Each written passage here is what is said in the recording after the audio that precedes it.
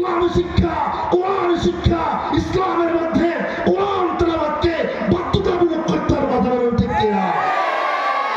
সম্মানিত হাজিরিন, এজন্য এই বিপর্যয় আসবে। রাসূল বলেন, যখন তোমাদের মধ্যে 5টি কাজ শুরু হয়ে যাবে, তো তোমাদের মধ্যে এই 5টি কাজ যখন তোমরা করবে, তোমাদের লানত, অভিশাপ তোমাদের উপর আসবে, বিপর্যয় আসবে। সম্মানিত হাজিরিন, আমি আর 8টি পয়েন্টে বলতে পারলাম না, অন্য সময় বলবো ইনশাআল্লাহ। এখান থেকে আমাদের উত্তরণের পথ আমাদেরকে তৈরি করতে হবে, আমাদেরকে ঐক্যবদ্ধ হতে হবে, আমাদের হতাশ হওয়া যাবে না।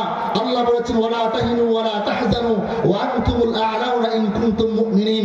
1 নাম্বার, আমাদেরকে প্রকৃত ঈমানদার হতে হবে।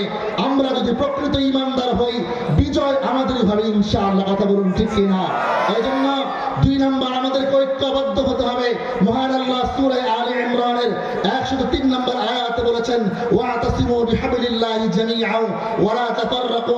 তোমরা আল্লাহর রশিকে মজবুতভাবে আঁকড়ে ধরো, তোমরা বিচ্ছিন্ন হয়ো না, পরস্পরে বিচ্ছিন্ন হয়ে যেও না।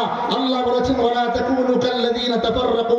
সূরা আলে ইমরানের 105 নম্বর আয়াতে আল্লাহ বলেছেন, পরস্পরে তোমরা বিচ্ছিন্ন হয়ো না। সূরা আনফাল 46 নম্বর আয়াতে আল্লাহ বলেছেন, ওয়াতিউল্লাহ ওয়া রাসূলাহু ওয়া লা তানাযাউ ফাতাফশালু ওয়া তাযহাবা রিহুকুম। এই আয়াতগুলোতে আল্লাহ তাআলা আমাদেরকে ঐক্যবদ্ধ হওয়ার নির্দেশ দিয়েছেন। তাই আসুন, আমরা যদি ঐক্যবদ্ধ হতে পারি, আমরা যদি ঐক্যবদ্ধ হয়ে বাতিলের মোকাবেলায়, আমরা যদি বদরের প্রান্তরের মতো ঐক্যবদ্ধ হয়ে বাতিলের মোকাবেলায় দাঁড়িয়ে যাই, ইনশাআল্লাহ সারা পৃথিবীর সমস্ত ক্ষমতা আমাদের পদতলে আসতে বাধ্য হবে। কথা বলুন ঠিক কিনা? সম্মানিত হাজিরিন, আমার সময় আর নাই। এজন্য আমাদের এই বিপর্যয় থেকে বাঁচার জন্য আমাদেরকে ঐক্যবদ্ধ হতে হবে, আল্লাহমুখী হতে হবে, এবং গজওয়াতুল হিন্দ বেশি আর দূরে নয়। কথা বলুন ঠিক কিনা? আল্লাহু আকবার। হাদিসে পাকে এসেছে, হযরত আবু হুরায়রা রাদিয়াল্লাহু তাআলা আনহু বলেন, আল্লাহ রাসূল ওয়াদানা রাসূলুল্লাহ সাল্লাল্লাহু আলাইহি ওয়াসাল্লাম গাজওয়াতুল হিন্দ। আল্লাহ রাসূল আমাদের থেকে গাজওয়াতুল হিন্দের ওয়াদা নিয়েছেন। তিনি বলেন, ফাইন উইদহা উনফিযু ফিহা নাফসি ওয়া মালি। আমি যদি গাজওয়াতুল হিন্দ পেয়ে যাই, আমি আমার জান মাল উৎসর্গ করে দিব। আর আমি যদি গাজওয়াতুল হিন্দে শহীদ হয়ে যাই, ফাকুনতু মিন আফদালিশ শুহাদা, আমি সবচেয়ে উত্তম শহীদদের কাতারে অন্তর্ভুক্ত হব।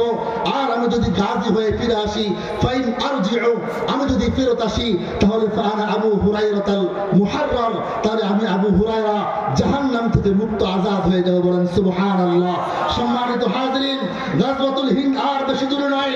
যেভাবে ভারতের মধ্যে মুসলমানদের উপর নির্যাতন করা হচ্ছে, আমরা ফিলিস্তিনে মুসলমানদের উপর নির্যাতন করা হচ্ছে, আমরা ঐক্যবদ্ধ হয়ে গাজওয়াতুল হিন্দের জন্য প্রস্তুতি গ্রহণ করতে হবে। কারা কারা দুহাত আল্লাহকে দেখায় দিন ইনশাআল্লাহ।